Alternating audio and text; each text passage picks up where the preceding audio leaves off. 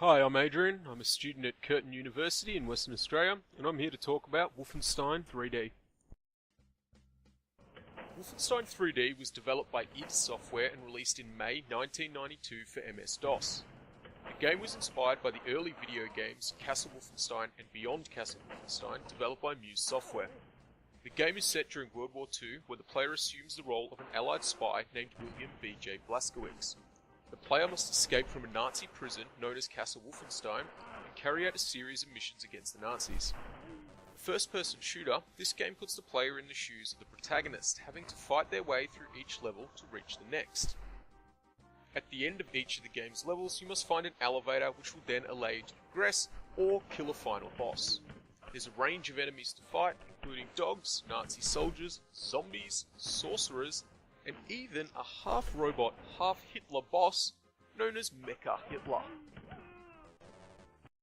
If you'd like to play Wolfenstein 3D yourself, there is a free browser version available online. Simply go to 3d.wolfenstein.com. Just keep in mind that this free version does not offer full screen resolution. For a complete version, this game was re-released in 2009 and is now available on Steam. Fueled by an increase in demand of violent video games outside of the arcade, several software development companies began producing titles to fill this growing market.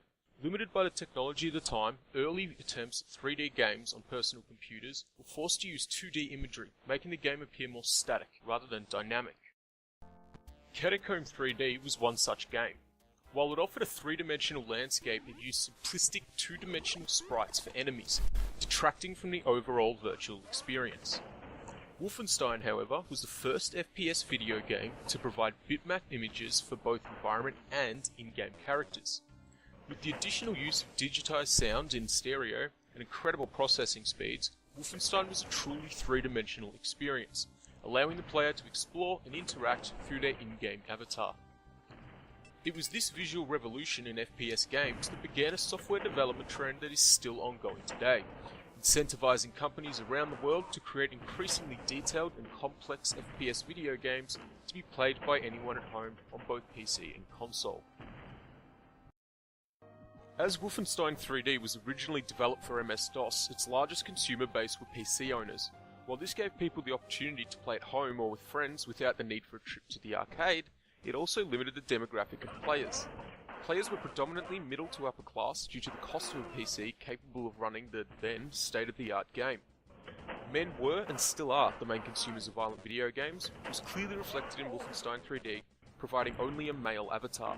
John Carmack, creator of Wolfenstein 3D, has however pointed out that in a World War II historical framework, a female soldier as the protagonist may seem out of place. Although to me, if you're including Nazi zombies and wizards, I don't know if historical setting is much of a justification.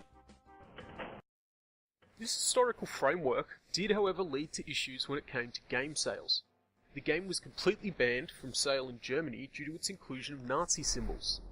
The depiction of violence caused issues in other countries such as France and the UK. In many countries around the world, the depiction of human blood and animal cruelty in video games were illegal, so separate versions of the game had to be created for sales using green blood and swapping out attack dogs for giant Nazi rats. At the release of the game, the internet was still young. It wasn't capable of supporting multiplayer gaming for Wolfenstein, but did provide a method of distribution by acting as a data hub. Prior to the release of Wolfenstein 3D, id Software released another game, Catacomb 3D, a free shareware game to be downloaded by anyone with an internet connection. While this provided no direct revenue, it did create a want in the market for more advanced FPS games, as well as proving shareware as a viable method of distribution. When Wolfenstein 3D was released as a pay-to-play shareware game by id, they had hoped for a profit of $60,000 US. By the end of '93, Wolfenstein had sold over 100,000 units, generating almost $4.5 million US.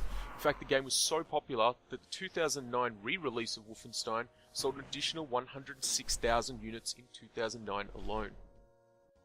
This record-breaking number of sales proved that large software companies no longer had a monopoly on the video game industry, laying the groundwork for the massive independent video game market we have today. So next time you're playing your favourite FPS game, don't forget to give a tip of the hat to Wolfenstein 3D.